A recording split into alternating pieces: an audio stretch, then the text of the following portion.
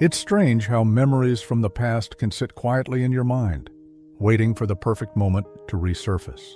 I remember those days like they happened yesterday, even though years have passed. Back then, I lived in a small, run-down house at the edge of a suburban neighborhood, the kind of place where everyone's yard looked freshly cut, cars were polished and new, and front porches were decorated like something out of a magazine.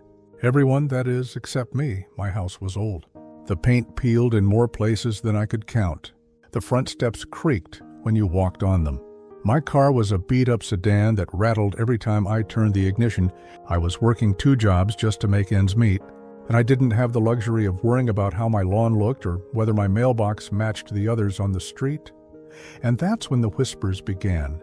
It started small, snide comments here and there. If I walked past a group of neighbors, I could hear them lowering their voices, followed by laughter. If I was unloading groceries from my old car, someone would jokingly ask if I needed a donation to buy something decent. At first, I ignored it. I told myself that people could be thoughtless, that maybe they didn't mean harm. But the mocking grew louder, more intentional. There was the Henderson family across the street. They were the loudest, always flaunting their new SUV, their big remodel, their shiny backyard pool. They acted as if their money made them better than everyone else. I can still hear Mrs. Henderson laughing one afternoon when she saw me repairing my roof with second-hand materials. "Don't fall, handyman," she called out. "We can't afford to replace you." The group of neighbors around her burst into laughter like she had just cracked the best joke of the century. I swallowed my pride, smiled faintly, and went back to hammering. But inside, something burned. The kids in the neighborhood weren't much better. Children mimic their parents, after all. They'd ride their shiny new bikes past my house, pointing at my broken fence and laughing. "Haunted house," they'd shout, even though there was nothing scary about it. It was just old, neglected, and tired-looking. There were nights when I sat inside my dimly lit living room, listening to the sound of distant laughter, drifting in from the street. I would wonder if they were laughing about me again. And honestly, they probably were. Being poor isn't just about money, it's about dignity. Every laugh, every comment, every mocking glance chipped away at mine. But here's the thing about being mocked. It fuels something inside you. It plants a seed. And though I didn't know it back then, that seed would grow into something they could never have predicted. Years later, I would serve my revenge cold, but let me not get ahead of myself. Back in those days, life was tough. My job at the warehouse paid just enough to cover rent, utilities, and food. I picked up shifts at a gas station on weekends. There were times when I had to choose between fixing the car or paying the electricity bill on time. Most of the time, I chose the car because without it, I couldn't get to work. The neighbors didn't see the struggle. They just saw the peeling paint, the broken fence, the old car. To them, I was a joke. And to make things worse, they didn't keep it behind closed doors. No, they made sure I heard their laughter. One summer evening, I came home late from work, exhausted and sweaty. I parked my car and saw a group of them having a barbecue across the street. Their music was loud, their laughter even louder. I could feel their eyes on me as I stepped out of my car.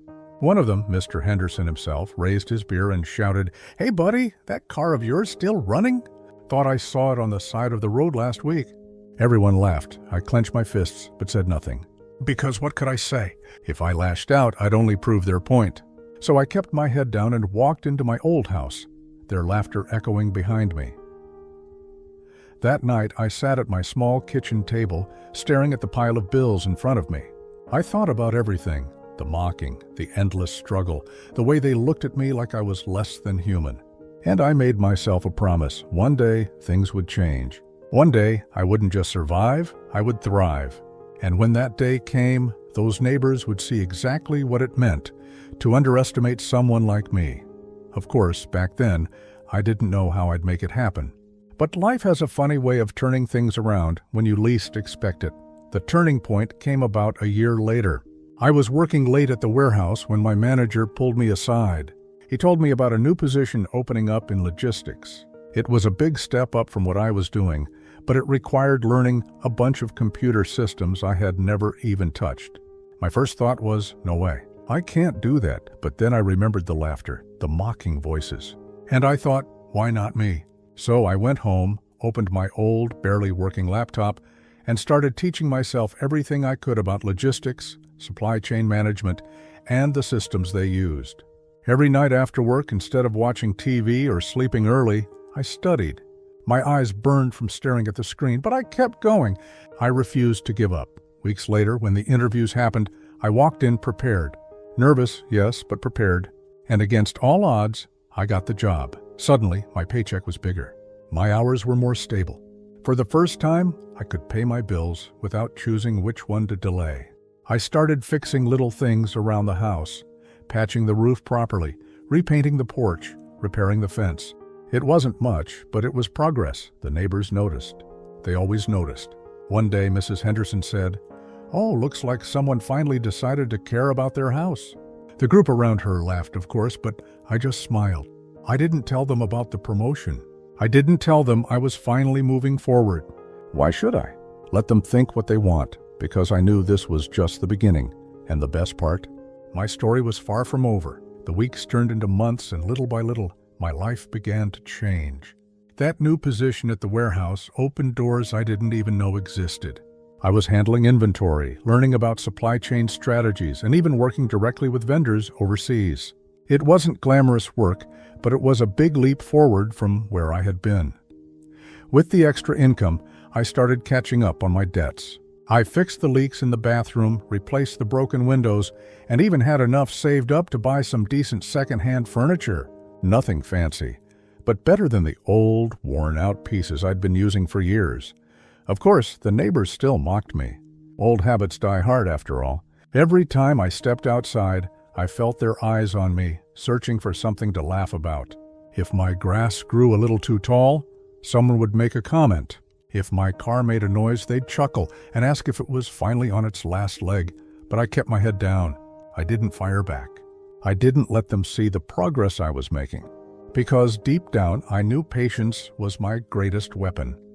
There was one moment, though, that stuck with me. I was outside painting the front porch one Saturday morning when Mr. Henderson strolled over.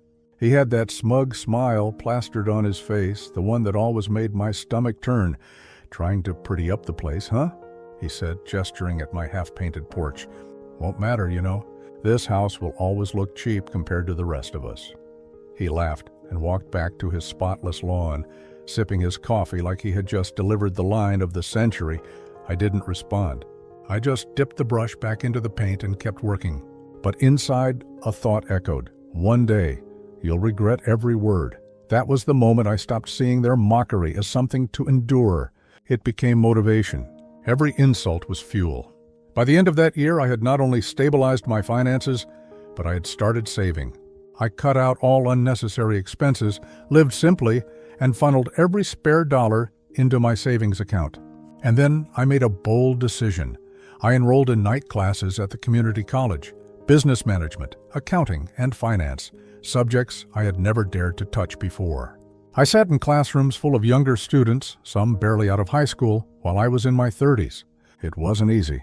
I was tired from work, often running on little sleep, but every time I wanted to quit, I remembered the laughter.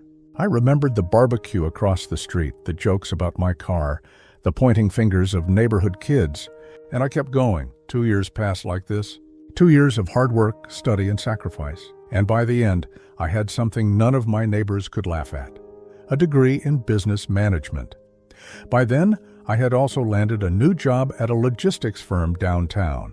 A real corporate job with a salary that doubled what I had been making at the warehouse. I wore suits now, carried a briefcase, and parked my modest but reliable new car, a used Honda, but still miles better than my old clunker, in front of that same old house. And yet, the neighbors still sneered. They didn't see the bigger picture.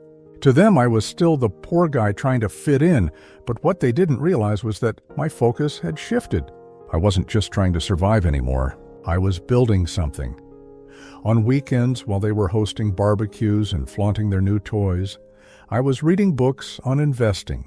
I studied real estate markets, stock trends, and entrepreneurship. Slowly but surely, my savings grew. I made my first small investment, a rundown duplex in a nearby neighborhood. Everyone said it was a bad buy, but I saw potential. I spent every free hour fixing it up, learning how to do repairs myself, and when it was ready, I rented it out. The rent covered the mortgage and then some.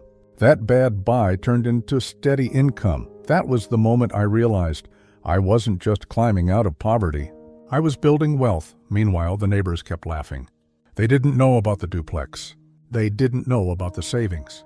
To them, I was still the poor one, and I let them think that. Because I knew the longer they underestimated me, the sweeter the payoff would be. It was around that time that Mrs. Henderson made one of her trademark remarks.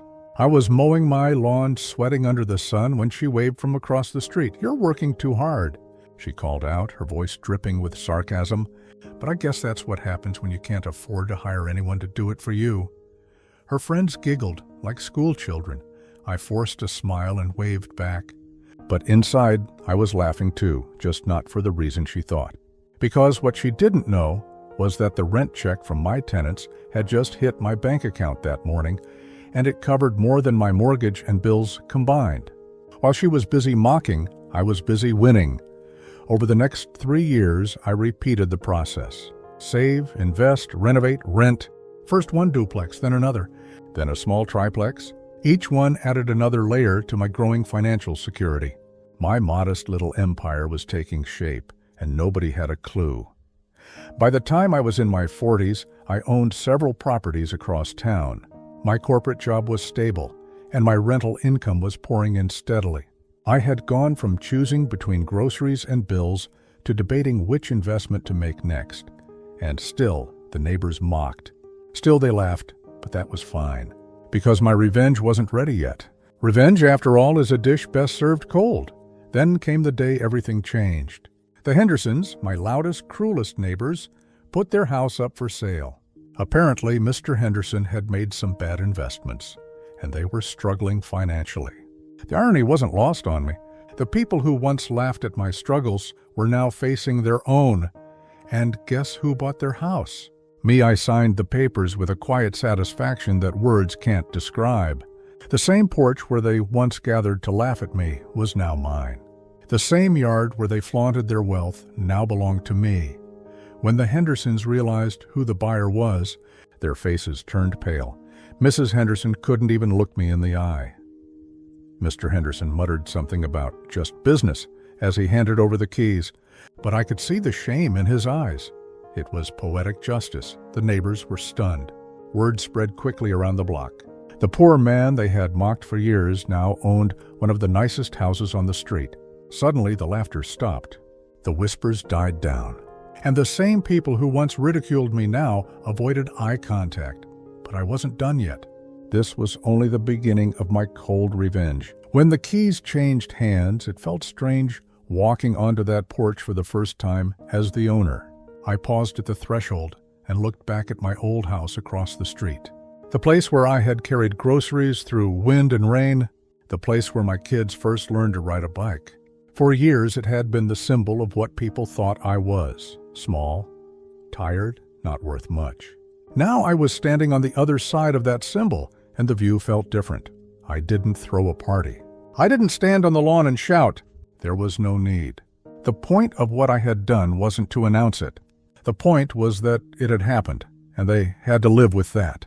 They had to come home to the same house they had mocked me from, and know that someone they scorned now carried the mortgage. It was quiet. It was clean. It felt like the first real calm breath after a long night. But owning the house was only the first move. Revenge, the cold kind I wanted, required time and patience. It required letting them see me thrive while they slowly watched cracks widen in their own lives. I had learned over the years that humiliation is a public thing. Shame and consequence are private, slow burns. So I planned small things that would nudge the neighborhood's balance without anyone accusing me of gloating. First, I started fixing up the house. Not just painting or landscaping, but small, subtle upgrades that quietly raised its value. I hired a landscaper who did clean, tasteful work, not showy, but sharp. I put in better lighting and changed the mailbox to one that matched the nicer houses nearby. People noticed. They commented. They adjusted their tone when they saw me at the hardware store or the lumber yard. That small shift in how they looked at me fed something inside me that felt like quiet justice. At the same time, I kept building. I bought 2 more small properties, one as a flip, one as long-term rent. I learned to talk to contractors without sounding like a fool. I learned to read permits. I learned to negotiate. The money from the rentals poured in, but more than the money, I gained confidence. That confidence showed in my posture, in how I answered when the neighbors said things. I was no longer the man they could mock without consequence. Their fall didn't happen overnight. It started with rumors about Mr. Henderson's job, about bad choices he had made with a contractor, about a loan that had gone sour. Housewives in the cul-de-sac started whispering at their kitchen tables. People who used to wave now crossed the street to avoid me. They didn't know what to say. Their laughs had dried up, one by one. Their problems surfaced in small, sticky ways. Mr. Henderson's truck sat in the driveway with a flat tire for weeks because he couldn't afford the repair he had bragged about. The Henderson kids were quieter now, not laughing at my fence, but sitting sullenly on their porch. Mrs. Henderson stopped inviting the barbecue crowd to her house as often. I heard through a mutual friend that bills had piled up, credit card notices stuffed into drawers, and gas cards maxed out. People like all of that in the neighborhood are used to a look. They like to be the ones who set the tone. When their tone breaks, they don't know how to act. They try to cover it with jokes, but jokes thin out when the pulse beneath them is real. That's what I watched. Small cracks become wide cracks. The laughter that once gleefully pointed at me had no fuel left. I didn't gloat. I watched. I kept working. Because revenge was not just about hurting them back. It was about rebuilding a life so solid that their hurt could not touch me. That meant investing in education for my kids, saving for college funds, and fixing anything about my life that might have been weak. I volunteered at the local school. I coached Little League. I did what I should have done years before, but now I did it with enough time and money to make it matter. Then I made a move that surprised a lot of people. I invited some of the neighbors to a small neighborhood meeting. Not a party, just a practical get-together to discuss a community garden and a cleanup day. It was a savvy thing to do. On the surface, it looked like I was trying to belong. But I was also measuring, listening, and planting seeds. I heard things people said in whispers. I found out which of them were truly short on cash. I found out which of them were living on credit. I found out who was behind the stories and who was just repeating them. Knowledge is a tool. So is kindness when used the right way. During that meeting, I didn't brag about the duplexes or the way my savings had grown. I talked about school projects. I brought cookies. A few of them softened, apologizing for comments they had made in the past. It was not a full reconciliation, but it was an important step. People like to be on the right side of a story when they can. So a few offered small apologies, muttered and awkward but real. I accepted them, not because I had to, but because a public confession changes the tenor of a collective. It makes the silent mockers feel watched. The real twist in my plan came when I finally decided to be direct. I didn't confront them with rage. I didn't issue ultimatums. Instead, I set up a business plan that would involve several houses on our street. A small-scale renovation plan that would turn old properties into modest rental units. I bought properties quietly, one at a time, under different LLC names. I asked local contractors, folks who worked on weekends and didn't ask too many questions, to do work for me at reasonable rates. I paid cash where I could, kept receipts. It was methodical. It was boring. It was brilliant. Then the market turned. A new tech corridor nearby brought in more people who needed housing fast. Suddenly, my little investments began to appreciate faster than I had expected. An offer came in for the duplex that was double what I had paid 2 years earlier. I sold it and used the money to buy another property and to finish renovations quickly. I moved into more stable, safer investments. The trick was never to show my cards in public. I let the market do the talking. When the front-page neighborhood emails began to circulate about mysterious investor buying on our block, the whispers restarted, this time a little anxious, a little small. The group that once laughed at my cracked paint now found their property taxes rising as neighbors renovated their homes and values went up. It's hard to see envy as anything but petty when you are the one who quietly acted. But I saw it. The same people who told jokes about my shoes now called contractors, asking how they could get their own porches fixed. Some came and asked me advice under the pretense of curiosity. I gave simple answers, guarded. They left thinking maybe they could do it too. Then reality kicked in for them. Their own debt, their own poor choices caught up. Repossession notices. A small business owner among them declared bankruptcy after overextending on a commercial remodel. The Hendersons started cutting back on their home entertainment subscriptions and parking that expensive truck in the garage more. They were embarrassed. They had cultivated a lifestyle on credit and had banked their social value on a show. When their finances collapsed, their social value crumbled with it. I remember a single moment that felt like a marker. A quiet Saturday when I walked my kids to the park and saw Mrs. Henderson sitting alone on her front steps, holding a newspaper, staring at the for sale sign that had gone up on a house 2 doors down. The barbecue chatter just a year before had dried into silence. She looked older, smaller. I didn't gloat as I walked by. It wasn't necessary. The look on her face said it all. After a while, the neighborhood dynamic shifted. New families moved in, young couples who didn't carry the old grudges. They welcomed new ideas. They were practical and busy. My presence at HOA meetings and school fundraisers gave me a stake in the community that felt honest. Slowly, the brand of cruelty that had sustained the mockery evaporated. People started to judge me by what I actually did, not by the dirt of the past. That was the richest form of revenge, silent, lasting, and clean.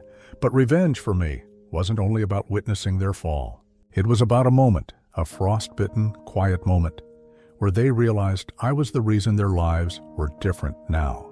Not out of spite, but because I was the one who had acted while they mocked. I worked while they gossiped. I learned while they paraded. I saved while they spent. I took risk while they applauded fashion. That realization landed slowly in their bones like winter. And when it did, it was cold. There were small confrontations, of course. The Hendersons knocked on my door one afternoon, Mr. Henderson with a stiff jaw and a nervous voice. He asked if I would consider selling the house back to them at a fair price, an awkward attempt at reclaiming dignity through money. I said no. Why would I? The house was an investment and a symbol of a life that had changed. He left muttering about shame and karma, not understanding how those words had already been his. Another neighbor, the one who used to spread rumors, tried to be friendly at a school event. He asked for advice on credit repair. I gave him a few tips and suggested a counselor who taught financial literacy classes. He took them and over a few months made small improvements. That's the other side of revenge. Sometimes people learn, and you can't help but respect the chance. Other times they refuse and keep burning. Either way, you're free. The most satisfying part of it all, though, wasn't the change in them. It was the change in me. For years, the mocking had been corrosive. It ate at my confidence and made me smaller. Revenge used to be about the moment of payback. But as I grew, revenge turned into something else, an engine that pushed me into becoming the person I always wanted to be. I learned to manage money. I learned to repair roofs. I learned to talk to people who could help. I learned patience and self-control. In the end, I built a life that required no justification. Still, life isn't an ending in a single chapter. One night, years into my quiet rise, I got a letter in the mail. It was from a law firm. The Hendersons had filed bankruptcy, multiple creditors, unpaid loans, the works. The letter asked for contact information for the new owner of the property, as it might be needed in settling estate claims. There it was, an official paper stating what everyone already knew. Their time of ease was over. I called my lawyer and had a chat. There were no legal traps to set. I didn't want to take their home in some attempt to rub salt in wounds. I simply wanted to be careful. The point had never been to crush them unnecessarily. It had been to survive, to transform, and to give my family safety. If some of that came at their expense, that was life. If they had made better choices, the story would have been different. I watched from the porch as movers came and went from their old home, boxes packed, faces tired. People's pride is a fragile thing. I felt a small twinge of compassion, too. When the last box was carried out, Mrs. Henderson looked across the street at my place. Her eyes met mine for a moment. No anger, no sarcasm, just a tired, honest look. I nodded. She nodded back, almost like an apology without words. That was the close of a circle. By that time, I had more than enough. My kids were doing well. My family had a secure future. I was respected in ways that mattered. By the school, by my neighbors, who actually cared. The scars of mockery remained, but they were faded. More like history than pain. Sometimes, in the quiet of the night, I still thought about how small things had led to this. A cracked mailbox, a mocking laugh, a choice to go to night school. Those were the seeds. The rest was careful tending. The revenge had been served cold, and it tasted like hard work, dignity, and the satisfaction of a life rebuilt honestly. There were people who said revenge is petty. Maybe they are right. But I say this, when someone tries to make you small, you have two choices. You can stay small or you can grow. I chose growth. The neighbors who mocked me chose the opposite. Time did the rest, and that final truth, that quiet, cold realization in their eyes, was the only confirmation I needed that I had done what I set out to do. Not to ruin anyone, purely for sport, but to prove that a person's worth is made by what they build, not by the jeers of others. It's strange how quickly the balance of power in a neighborhood can shift. For years, I had been the butt of jokes, the man they all thought was beneath them. Now, as the Hendersons packed their lives into cardboard boxes and foreclosure notices spread like weeds across their lawn, it was their turn to feel small. I didn't celebrate the day the moving truck came. There was no reason to. In fact, I made sure not to be seen outside. I stayed inside with the curtains drawn, listening to the rumble of the truck, the scrape of furniture being hauled down steps, the muffled arguments that always accompany moving day. I didn't need to watch. I'd already seen enough in the months leading up to this moment. Late-night shouting matches, unpaid bills piling up. The pride in their voices replaced by bitterness. When I finally stepped outside that evening, the truck was gone. The driveway that had once been filled with their shiny cars was empty, stained with oil and scattered with cigarette butts. Their windows were dark. The air was quiet. For the first time in years, the mocking voices that had haunted this block were gone. It felt like stepping into a new season, but victory isn't just in what you gain. It's in how you carry it. I had the chance then to turn cruel, to tell stories, to laugh at their collapse the way they once laughed at mine. I didn't, because revenge, the kind I wanted, wasn't about becoming them. It was about showing that I had become something else entirely, stronger, patient, resilient. Word spread quickly, of course. Neighbors whispered about the Hendersons' downfall. Some pretended they hadn't been part of the mockery all along. Others tried to rewrite history, saying they'd always admired my persistence. I didn't call them out. I let them rewrite the story however they needed to. The truth was, everyone remembered. Everyone knew who had stood on whose side.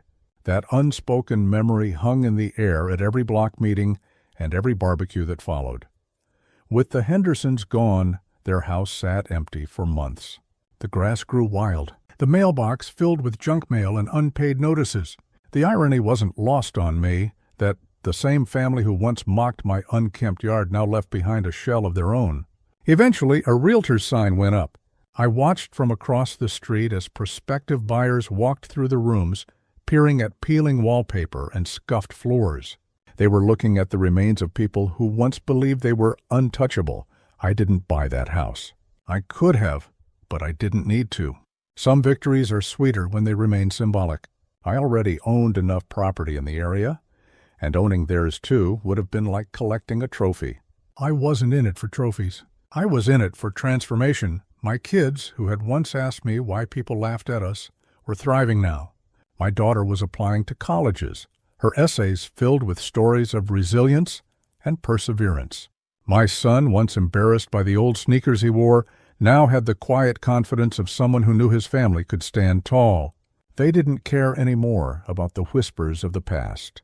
They were looking forward, and that was the best revenge of all. Still, there were moments when the past came back like a faint echo. One evening, months after the Hendersons had left, I stopped by a diner outside of town. As I paid my bill, I heard a familiar voice behind me. It was Mrs. Henderson. She looked older, worn down, her hands trembling slightly as she poured cream into her coffee. For a moment our eyes met. She froze. Then she gave me a small nod, barely there, but real. Not arrogance, not sarcasm, just acknowledgement, maybe even regret. I nodded back and walked out. That was enough. Some battles don't need words. The silence carries more weight than any argument could. As my life grew, so did my sense of responsibility. I started mentoring younger workers at my company, people who reminded me of myself, quiet, underestimated, overlooked. I told them what I wished someone had told me years ago. Save every dollar, learn every skill you can, and never let the laughter of others define you. A few listened. Some didn't. But those who did began to change their lives, little by little. Watching them grow gave me a new sense of purpose. I also began giving back to the community in small ways. I funded new equipment for the local baseball team. I donated books to the school library. I paid for groceries for the single mother down the street when I noticed her counting pennies at the register. None of this erased the past, but it shaped the future. And that was the real difference.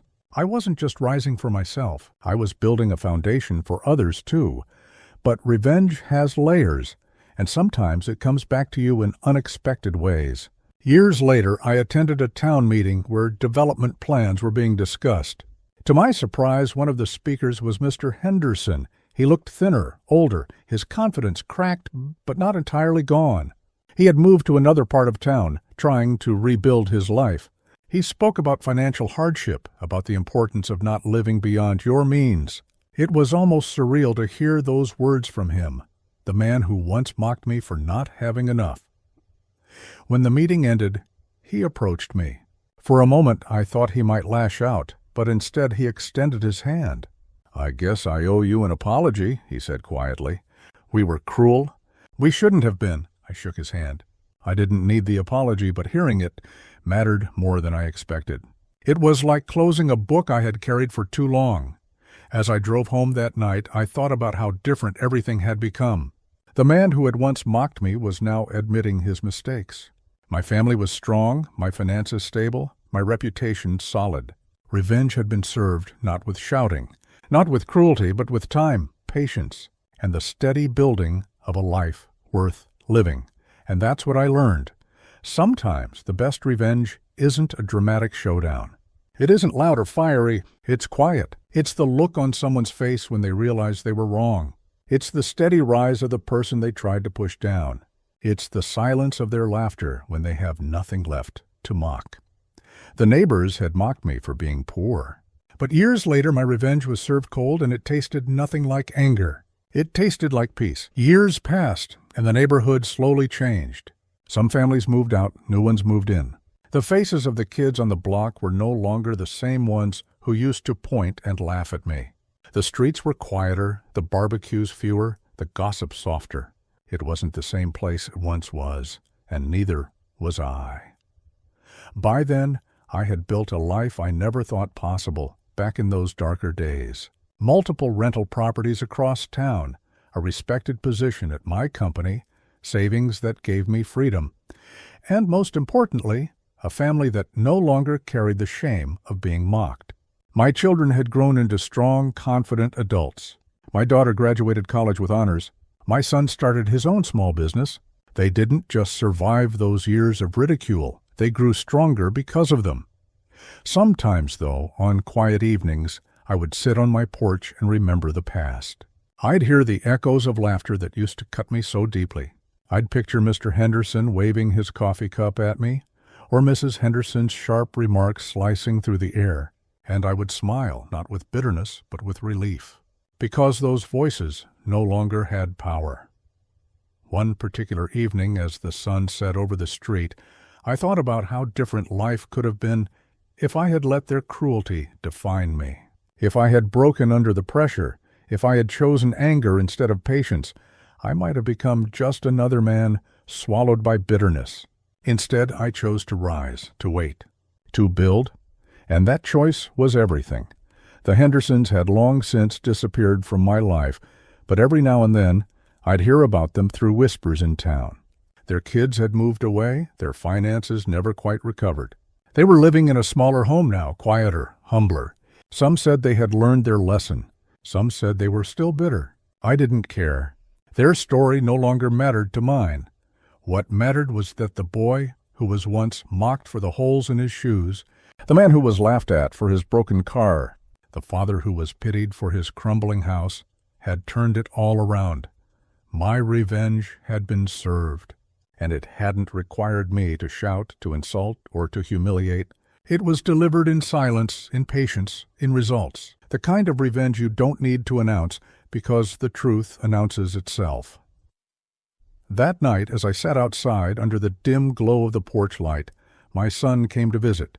He looked at me, his face carrying that same quiet determination I once had in my own youth.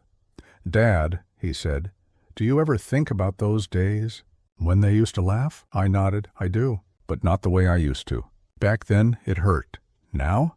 Now it reminds me of how far we've come." He smiled, shaking his head. "You taught me something back then. You never yelled back. You never fought them. You just worked harder. I think that's why I'm where I am today." Hearing those words meant more than any bank account, any property, or any quiet victory I'd had over the years.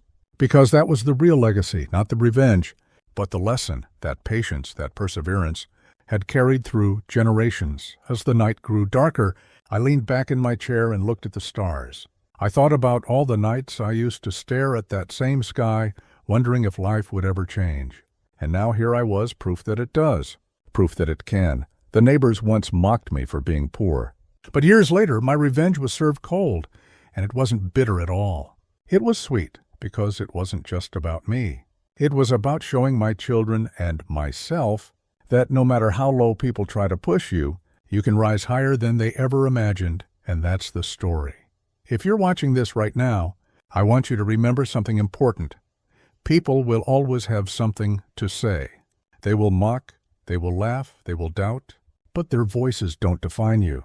What defines you is what you do next, whether you let them break you or whether you use their words as fuel to keep moving forward. Because in the end, the best revenge isn't loud. It's not cruel. It's living so well, so fully, that those same people have no choice but to fall silent. So if you've ever been underestimated, laughed at, or doubted, remember this story. Keep working. Keep building. Your moment will come. And when it does, it will be worth every second of the wait. Thank you for staying with me until the end. If this story touched you, don't forget to like this video, share your thoughts in the comments, and subscribe to the channel for more true stories like this one. Your support helps me bring more powerful stories straight to you.